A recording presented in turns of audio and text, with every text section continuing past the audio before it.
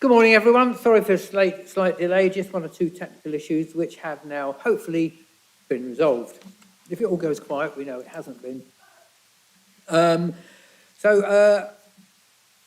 Item 1 of this licensing committee today on Monday the 29th of January 2024 is just to introduce people who are here in the chamber for those who are not, on behalf of those who are not. So if we can just ask members and officers to introduce themselves, which means I don't have to read out everybody's name, and that's so much better. So, Councillor Bennett. Councillor Bennett, Abbey Ward. Thank you. Councillor David Levine, Trumpington Ward. Thank you. Councillor Tim Griffin, Coleridge Ward. Councillor Diana Pounds, Romsey Ward. Councillor Rosie Moore, Coleridge Ward.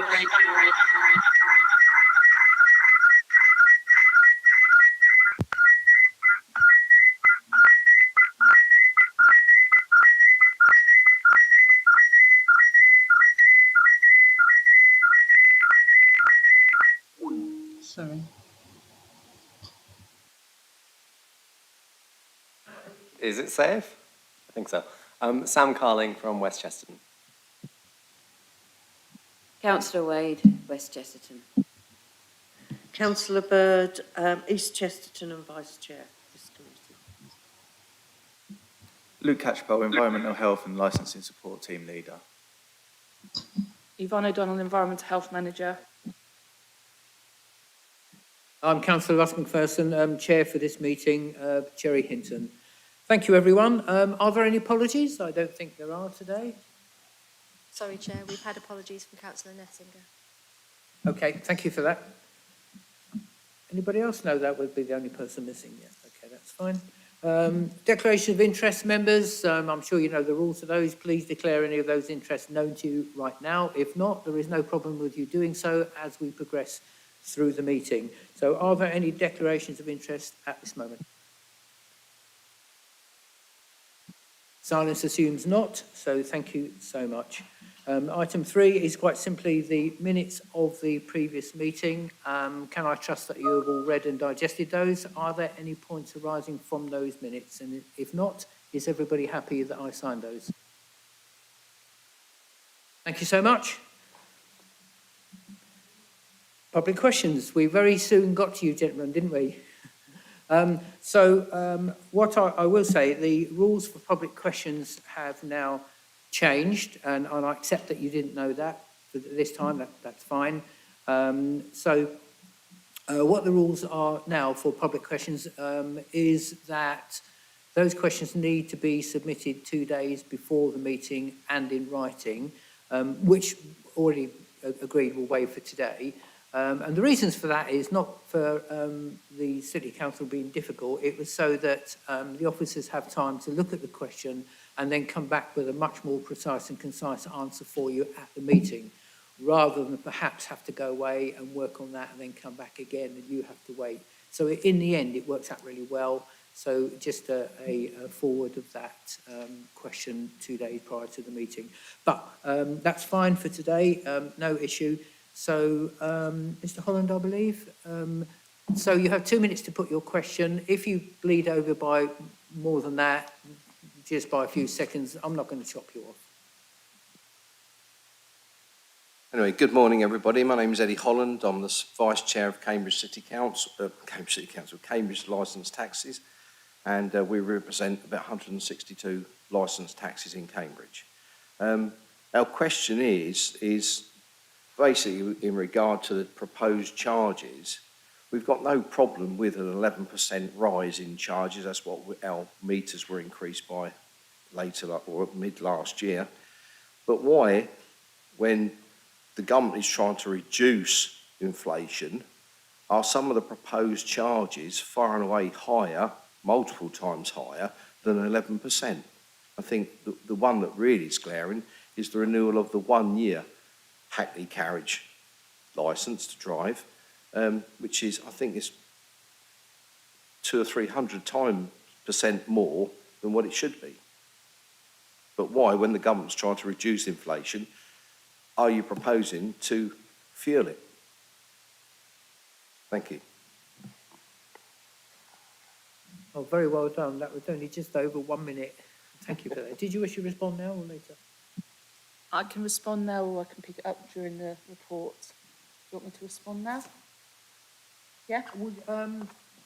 I guess it, it's gone a bit mad. I guess it would be easier for a short response now, wouldn't it? And then perhaps pick up the detail in the report. Just if Yvonne just gives a short response now, just to clarify, and then we'll pick it up in the body of the report if that's okay for you. Okay, thank you, Chair. So, so we haven't done an 11% across the board. We've only done what's the actual cost, the true cost of running a taxi licensing service. Some of them have gone up significantly, and I will discuss that during the report, but some of them have only gone up by 2 or 3%. And what we've done is we've also consulted with the Chair of Licensing, so the annual driver's licence has actually been reduced to what it was originally in the consultation. So we have brought that down because we felt that we needed to try and bridge the gap between the actual costs and what we're charging to make sure that our books are matched, but we don't want to do too much of a big increase straight away. So we're doing it little bit by little bit over the next couple of years. Mr. Holland, you have an opportunity to speak again now if you wish to.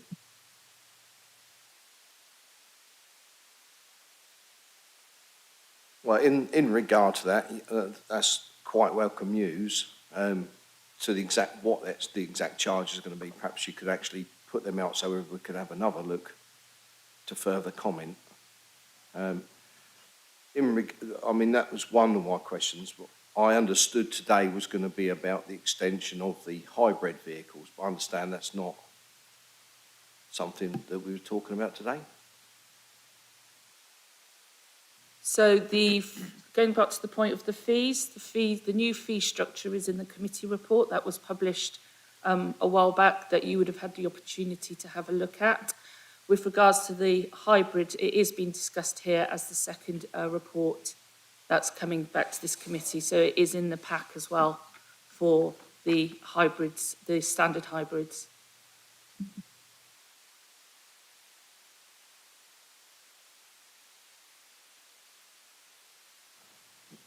We, as a collective, would welcome the extension of that and understand that the net zero from the government has now been put back to 2035, which would then give us all more time to come to the excessive costs involved in electric vehicles. So that would be a welcome relief to a lot of our members. Thank you. Okay, thank you for that, Mr. Holland. We'll turn to agenda item number 5, annual review of fees and charges.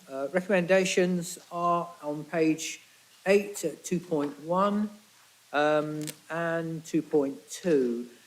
But if I just may indulge members for a second, on page 11, and our public speakers as well, on page 11 at 6.7, just to reiterate what the officer's already said, the council cannot make a profit from licence fees, and there must be a carry forward of any surplus. There can also be recovery of any deficit. So that's what we've got here, really. Any increase in fees is simply because the council cannot make a profit and cannot make a loss. If they do make a profit, basically, if there's a profit at the end of that year, it needs to be shoved on to the next year in order to help reduce the fees for that following year. So is everybody okay with that? So that's what these fees are all about. Just to be clear, that Cambridge City Council are not making a profit from any increased fees. So if I can just ask Yvonne to introduce that report. Thank you. Thank you, Chair. So this is an annual report that comes to this licence committee every year. Cambridge City Council, as the licensing authority, is responsible for processing and issuing licences for a wide range of activities. Fees are set in accordance with law and best practice.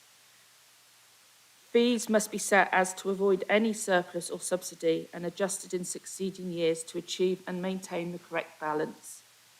Calculation for the taxi fees and charges is considered by officer time involved in processing and issuing of applications, including admin and compliance checks. The calculations can be found in the background papers of your pack in section 13 of this report. So if anyone would like to see the background papers, then please contact myself. The fees from the calculations are listed in Appendix A, which is found on page 19. And these are the fees that went out for statutory consultation. Following the consultation, we received 63 responses. Appendix D on page 31 compares the fees from the consultation to the fees that were set for 23-24. Some of the fees have increased significantly, and the reason for this is the proposed fees that were set in 23-24 were reduced. Thereby, the fees were set lower than the cost of the taxi service for last year. Also, there's a significant increase in the plates and crests due to the increased price for materials this year. However, the monetary increase for these is much smaller, of between £5 and £10, rather than a significant percentage increase.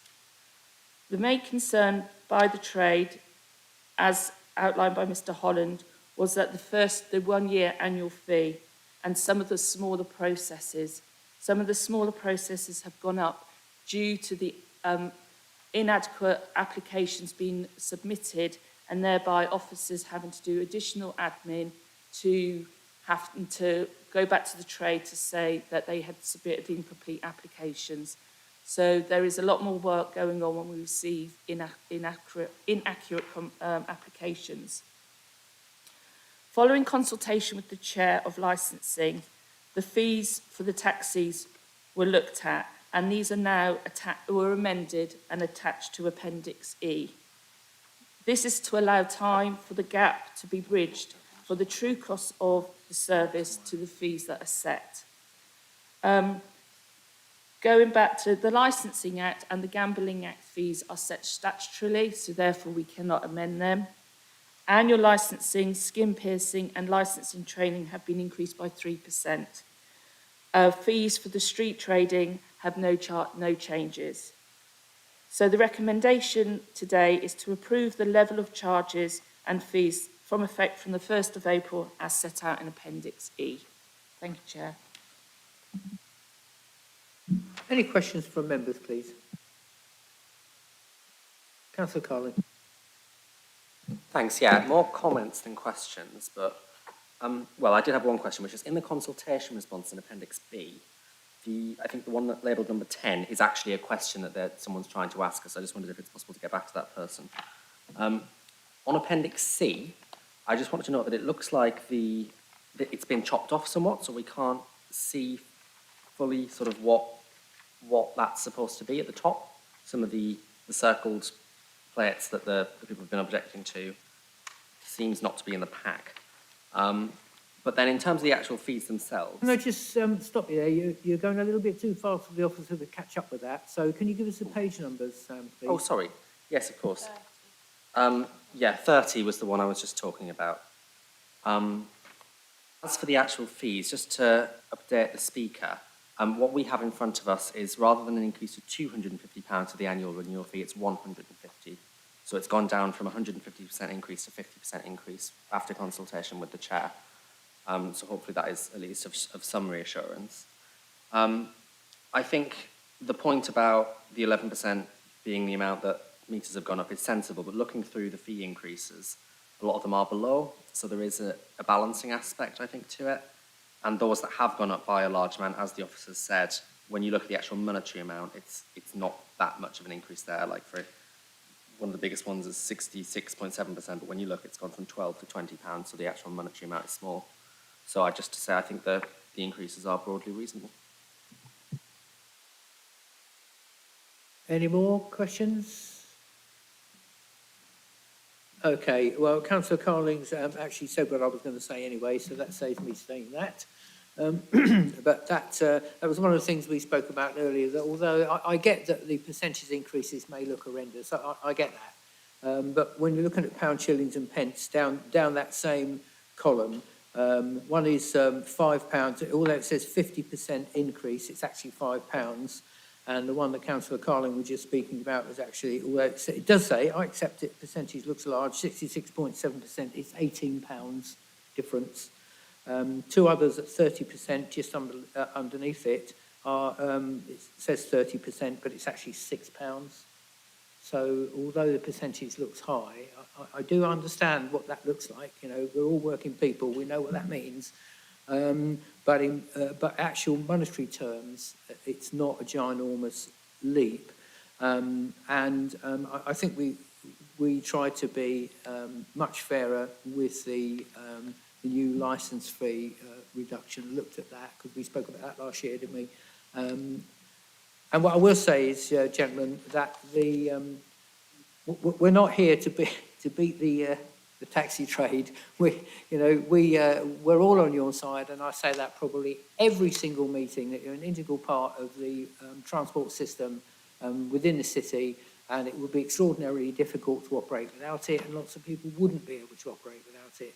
And we understand and acknowledge the importance that the taxi trade plays within the full transport system of the city.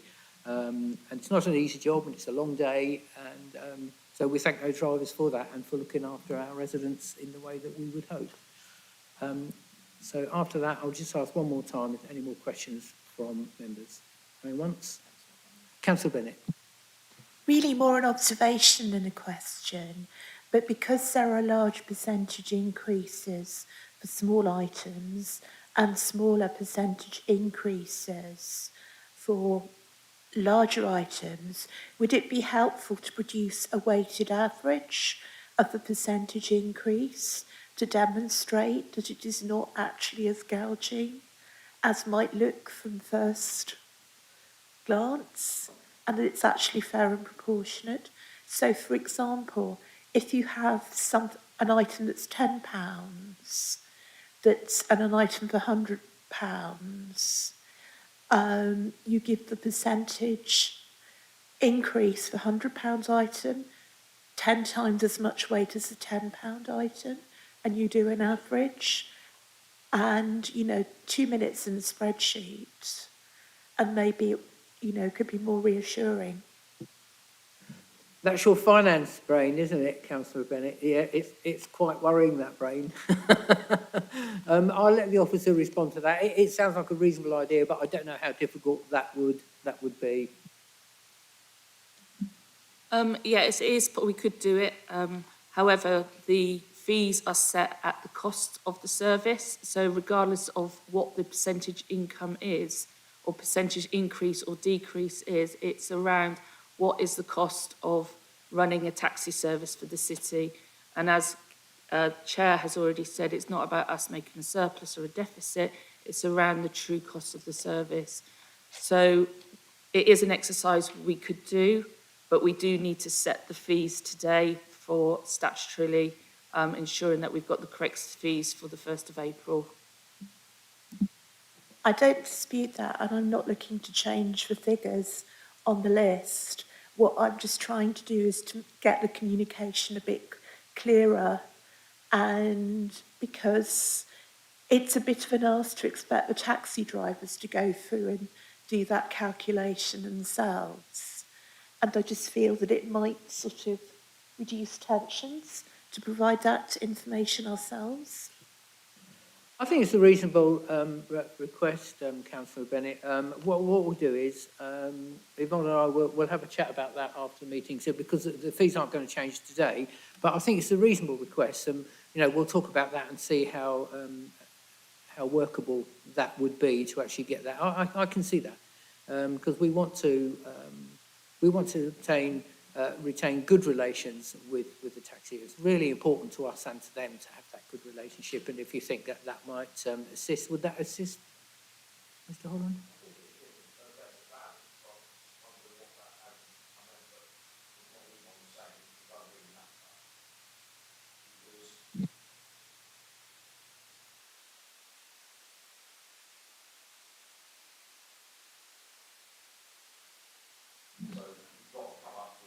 X amount of money to run that department. So I think it'd be a decent exercise. I mean, basically what you do is you add up all your charges as is and divide that by the number of charges, then do it again for the proposed, divided by the number of services, and divide one by the other, and that'll give you the percentage.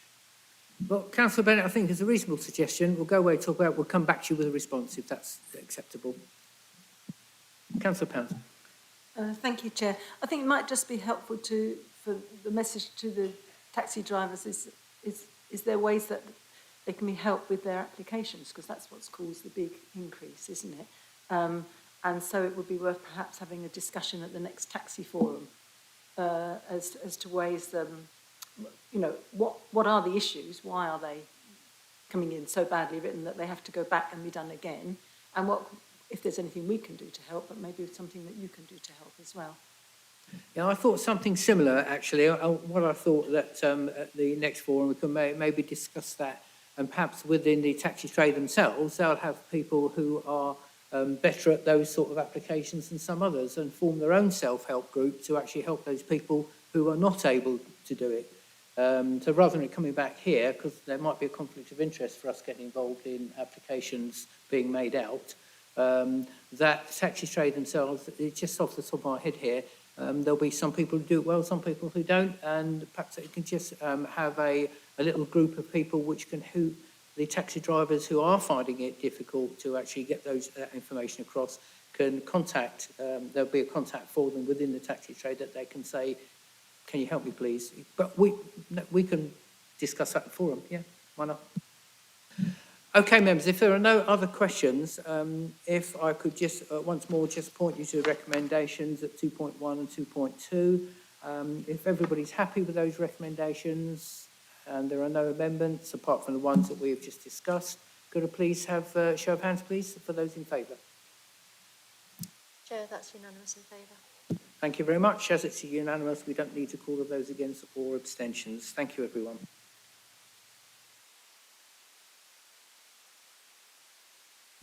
Okay, that takes us very smoothly to agenda item 6. Amendment to environmental considerations of Hackney carriage and private hire taxi policy.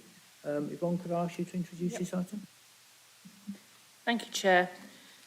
So in October 2016, members amended the policy to include a commitment to implement changes to increase the take-up of ultra-low and zero-emission vehicles, such as plug-in hybrids with emission levels of less than 75 grams per kilometre of carbon dioxide, or electric-only vehicles. In 2022, the trade were concerned about the availability of such vehicles due to Brexit, the pandemic and the crisis in Ukraine. There was a need to be flexible, and members of this committee agreed in June 2022 to allow saloon vehicles, standard hybrids with emission levels of less than 120 grams per kilometre to be licensed from June 2022 until June 2024, when it would be reviewed. In October 2023, the Licensing Committee approved the relaxation of our age policy to have no lower limit, i.e. new vehicles used to have to be less than 4 years old, so that was removed, and to extend the upper limit to 11 years for diesel and petrol vehicles. We are now in 2024 where we need to consider this change in policy. So we need to review the policy in light of the age policy and also the Council's commitment for the climate change. Research was done, and this was outlined in paragraph 3.6 that was carried out around the availability of saloon vehicles that met our previous 75 grams per kilometre standard. Full details can be found in Appendix C on page 57 of what is available, and it does appear to be more vehicles now available than there had been previously due to the reduction of our age policy and relaxation of our age policy. So as officers, we believe that there is a number of vehicles available now for the trade to purchase that are silver, that are either electric or less than 75 grams per kilometre of CO2. The implications for the trade on this policy was amended for the previous policy for ultra-low and electric vehicles. So currently we have 372 vehicles on our fleet, of which 119 are wheelchair accessible. And this policy doesn't impact wheelchair accessible vehicles. So we are talking just on saloon vehicles at the moment. So this equates to 253 vehicles falling within the policy currently. 89 of those vehicles are already ultra-low or electric, so they're not impacted. 83 are standard hybrid, and we have 77 petrol or diesel saloon vehicles. Looking at the impact this would have for the trade, over the next 2 years, so if we were to extend the policy to 2026, only 10 vehicles would be impacted on the change in policy. So by 2028, there will be still 50 hybrid and 8 petrol diesels, although this could continue to decrease due to the due to drivers changing their vehicles before their 11-year deadline. By 2030, 33 standard vehicles, we'll have 33 standard vehicles and no petrol. So by 2030, we would have met what we thought was our aspiration around the climate change. This is the 2-year gap between 2028 and 2030 is due to COVID, due to Brexit, and due to all the other considerations that we didn't plan for back in 2016 when we brought this policy in, starting in 2018. So what we're recommending is that we revert to our existing policy of only allowing ultra-low and electric saloon vehicles on our fleet.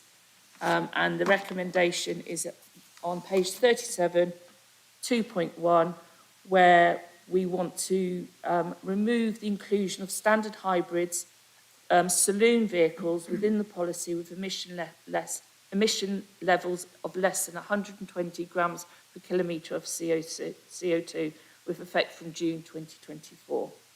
Thank you, Chair. Any questions, members? Rosie, I thought you might. Thank you.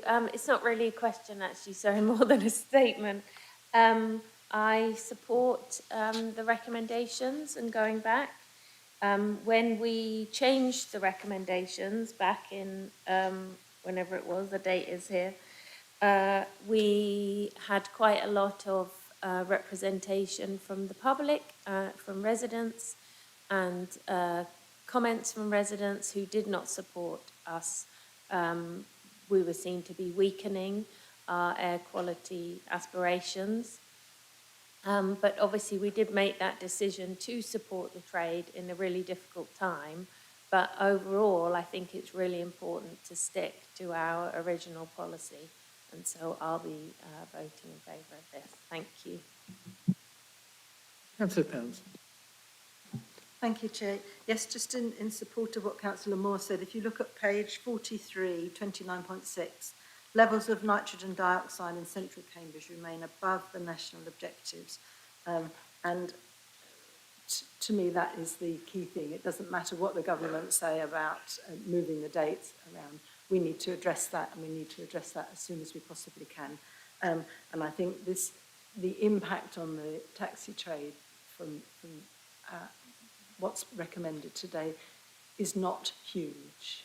It doesn't seem to be that it will be disastrous for the taxi trade, and therefore I'll be very strongly supporting the recommendations.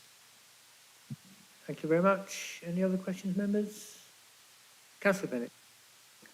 I think the numbers in this report show that we were right to do postponement back in June last year, when the availability of vehicles was indeed very low. But the figures on page 37 make it clear that there's been a very substantial increase in the number of vehicles available. And since that was a justification for postponement, and that justification is no longer there, I don't feel there's any other consideration that stops us reverting to policy. Thank you very much. For the final time, any more questions or statements? In that case, ladies and gentlemen, I will go to the recommendations at 2.1. All those in favour of those recommendations, please show. Chair, that's unanimous in favour. In that case, then, we don't need to call for abstentions or those against. Thank you very much.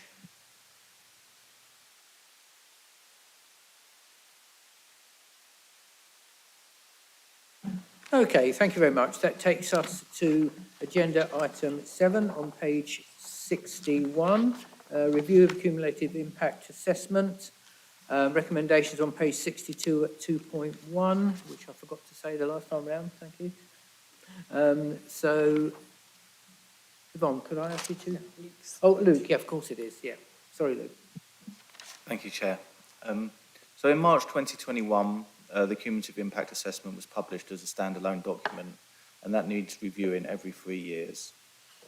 Whilst drafting the cumulative impact assessment, evidence was provided by Cambridge Constabulary covering the current areas within the cumulative impact assessment. The draft cumulative impact assessment is attached to this report as Appendix C, and the process to review the cumulative impact assessment began in April 2023, and a 12-week public consultation took place between the 21st of August and the 12th of November 2023. The term cumulative impact is defined in paragraph 14.2 of the guidance issued under section 182 of the Licensing Act as the potential impact on the promotion of the licensing objectives of a significant number of licensed premises concentrated in one area. The guidance further states that a cumulative impact assessment may be published by a licensing authority to help it to limit the number or types of licence applications granted in areas where there is evidence to show that the number or density of licensed premises in the area is having a cumulative impact and leading to problems which are undermining the licensing objectives. Ahead of the public consultation, Cambridge City Constabulary provided data covering the 3 years showing the alcohol-related crime and incidents broke down by wards within Cambridge City. With the information provided by Cambridge Constabulary, giving different figures for the different wards, the consultation we carried out was specific to each area and asked for people's thoughts on the different areas as well as the cumulative impact assessment as a whole. The consultation was undertaken by directly contacting the relevant responsible authorities, residents' associations, and publishing the consultation on our website and in the Cambridge News. Additionally, all those holding a premises licence or club premises certificate were directly consulted. The issues raised in individual responses to the consultation affecting the review are detailed in Appendix C and D. 51 responses were received as a result of the consultation exercise. All comments were evaluated and no amendments were required to be made to the draft assessment. To summarise the 49 responses made by members of the public, from the 7 questions answered, the majority for all 7 were in favour of keeping the cumulative impact assessment and the areas as they are. A more detailed summary can be found attached to this report as Appendix E.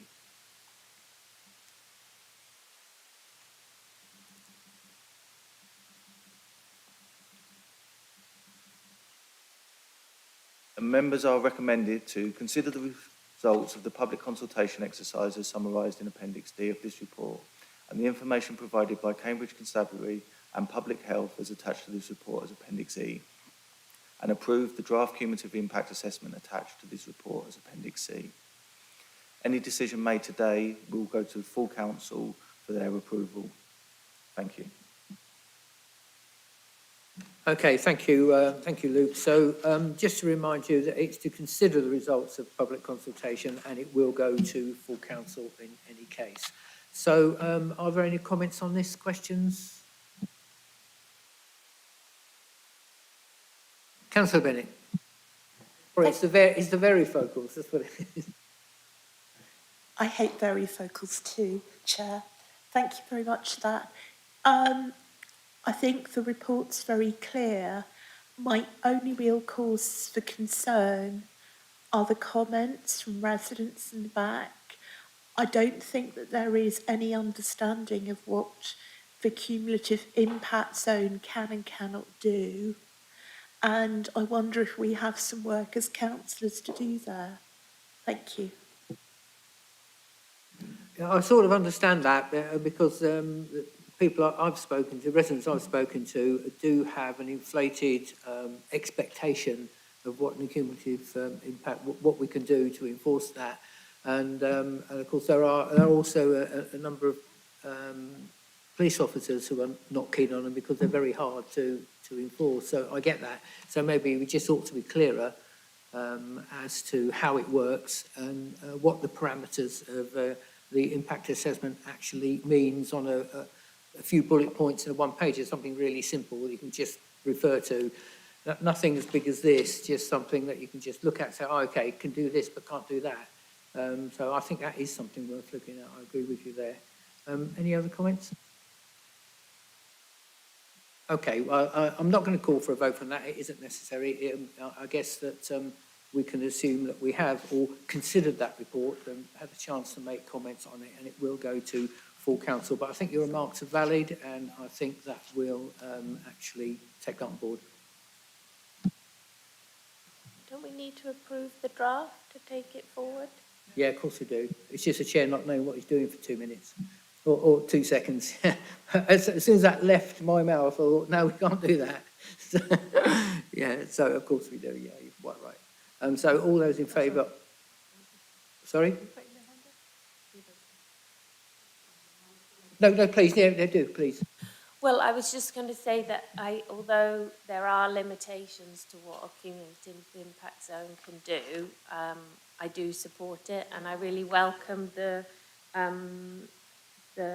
representations from the police and also public health. It was really useful, the public health information. A bit shocking to see that Cambridge is above the national average for alcohol-related incidents to do with health. Obviously, I don't know how we compare to other cities, but obviously I'm not blaming students, but university towns. Rather than just nationally, if that includes lots of rural areas where perhaps they just don't have as many pubs and clubs. But that was quite shocking, and I appreciate the response from the police too. It's really good because we need that. We have had cumulative impact discussions before and they haven't represented, and it's been difficult. So just welcome those. Thanks. Yeah, I agree with all of that, Rosie. Thank you for that. That was well placed. So all those in favour of the draft, please show. Chair, that's unanimous. That's the recommendation to council. Approved. Thank you so much. I believe that concludes the business of the day, members and speakers. Thank you for coming, and have a safe journey home. Take a taxi. Thank you ever so much.